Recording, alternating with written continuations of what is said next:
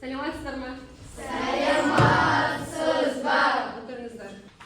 Балалар, бүгінгі сөз сағатымыздың тақырыбы буллингтен қорған. Қазіргі таңда бұл өзекті мәселелердің біріне айналды. Біз сіздер бүгінгі тақырыпқа назар аударатын болсақ, буллингтен қорған. Сонымен қатар қауіпсіздік сабағымыз бар, халықаралық көмек көрсету белгілері. Бүгінгі біз буллингтен қорған атты сынып сағатымызда қандай мақсатқа қол жеткіземіз? Біз мынандай мақсаттарға қол жеткіземіз.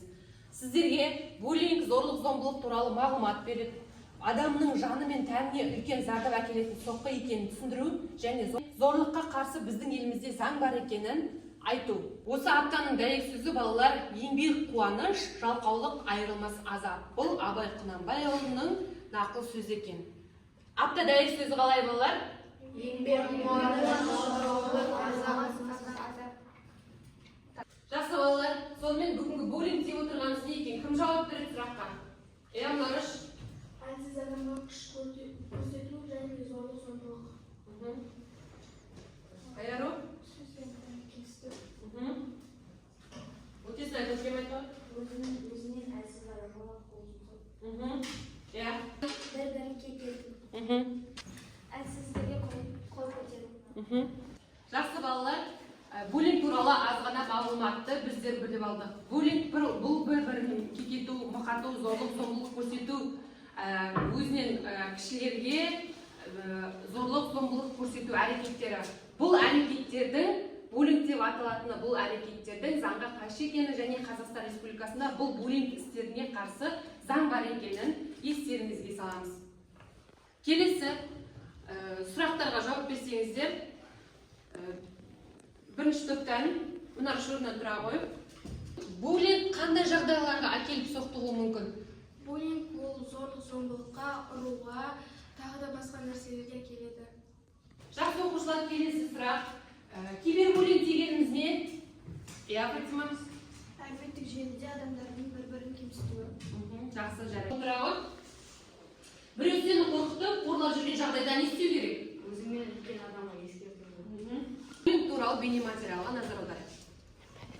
Әлеуметтік немесе буллинг дегеніміз не? Бұл өзімен әлсіз баланы ұрып-соғу, қорқыту, кекету, босылау, өсектеу, өлімтеу және тіл тигізу. Әдетте әлімжеттік оқиғасында үш түрлі қатысушы болады. Олар әлімжеттік көрсетуші, жәбір көруші және куәгер. Егер әлімжеттіктен құрбан болсаң, не істеу керек? Ешқашан біреуді қысым көріп жүргеніңді жасырма. Ата-анаңнан, мұғалімдерден, психологтан көмек сұраудан қорықпа. Өзіңді ешқашан кінәлама. Әлімжеттік жасаған адамды ақтама. Адасың басқаларға әлімжеттік көрсетуші болсаң, не білуің керек? Кейбір нәрселер сен үшін күлкілі немесе жай ғана қызық болып көрінуі мүмкін. Бірақ ол әрекеттерің басқа адамның жан дүниесіне ауыр тиетіні әрқашан есіңде болсын. Әлімжеттік сенің болмысың емес. Ол сенің теріс қылықтарың екенін түсін. Әлімжеттік үшін заң алдында жауаптылық бар екенін ұмытпа. Егер бірінің әлімжеттік жасағанын көрсең, не істеу керек? Егер әлімжеттіктің куәсі болсаң, дереу айналадағы ересектерден көмек сұра. Егер сені біреуге қысым көрсетуге немесе оны тамашалауға шақырса, бірден бас тарт. Егер сенің досың немесе құрбың әлімжеттікке тап болса, онда онымен ашық сөйлесуге тырыс. Себебі ол сенің көмегіңе өте мұқтаж. Естеріңде болсын, әлімжеттік әлсіздік жасайды. Келесі ситуациялық сұрақтар беріледі. Әр топқа ойланып, дұрыс жауап берсеңіздер.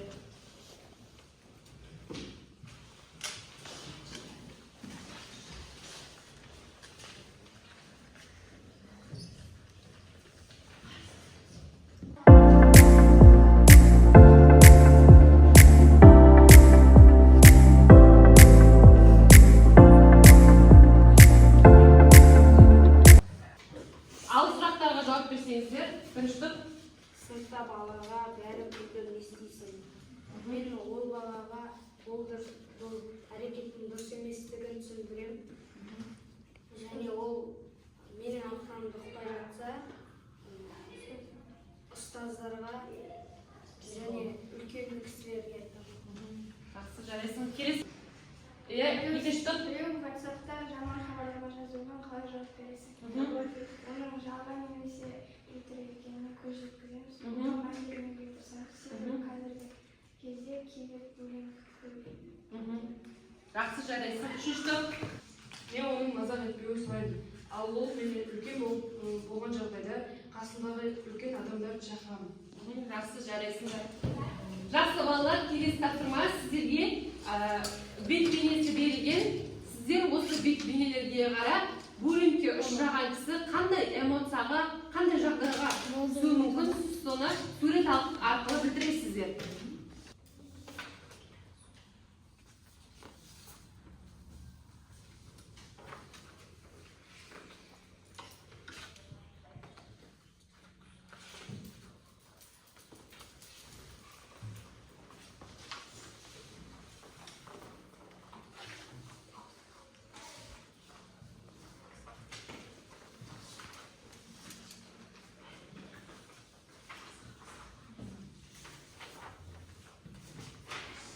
Жақсы оқушылар, бірнеше минут беріледі. Жақсы балалар, мыжыған қағазымызды орнына алып келдік. Бұрынғы орнына түсті ме? Жоқ. Бұның мәнісі балалар. Бұл ақ қағаз біздің көңіліміз секілді. Көңілге тисеңіз, оны бұрынғыдай қалпына келтіре алмаймыз. Түсінікті ме балалар? Бүгінгі сынып сағатымызда қауіпсіздік сабағы бар. Қауіпсіздік сабағы халықаралық көмек көрсету белгілері деп аталады. Жалпы халықаралық көмек көрсету белгілері. Яғни жаңағы зәбір көріп жатқан кісіге қандай да бір көмек керек екенін біз мына белгі арқылы істей аламыз, түсіне. Оқушылар, сіздердің ескеретін жағдайларыңыз, біріншіден халықаралық көмек сигналы адамдарға қауіп төніп тұрғанын білдіріп қана қоймай, өмірін сақтап қалуға көмектеседі. Екінші, зорлық-зомбылыққа ұшыраған немесе оларды өміріне қауіп төндіретін жағдайлардағы өмір сақтап қалуға есте сақтау сигналын ұсынады. Апаттық сигналдар оларды беру әдістері және оларға жауап сигналдарды не үшін білу керек екен және оларды қандай жағдайларда қолданатынын түсіндіру. Жалған сигнал беруге қатаң тыйым салынатынын ескерту. Жақсы оқушылар, бұл қауіпсіздік сабағы халықаралық көмек көрсету белгісінің қандай да бір зәбір көрген адамға көмек қажет екенін ескертетін белгі болып саналады. Өткен жәбірленушіден осындай белгі көрсеңіз, міндетті түрде көмек қолын созуға асығыңыздар. Жақсылығымызды аяқтайтын болсақ, бүгінгі сынып сағаттағы біздің буллингтен қорған атты сынып сағатымызға біз мақсатымызға жете алдық па оқушылар? Жақсы, онда олай болатын болса, бүгінгі буллингтен қорған атты сынып сағатымызда кері байланыс жасап жіберейік. Бұл сынып сағаттан кейін не түсіндік, не ұйғардық, не білдік? Қолымызды көтереміз. Буллинг көрсетпеу. Тағы айару. Буллинг кезінде қандай әрекеттер істеуін көрсетпеу. Жақсы. Буллинг көрсетудің қате екенін. Жақсы. Үшінші не? Буллингтің жаман екенін, буллингке қарсы Қазақстанда заң бар екенін ұйғардық.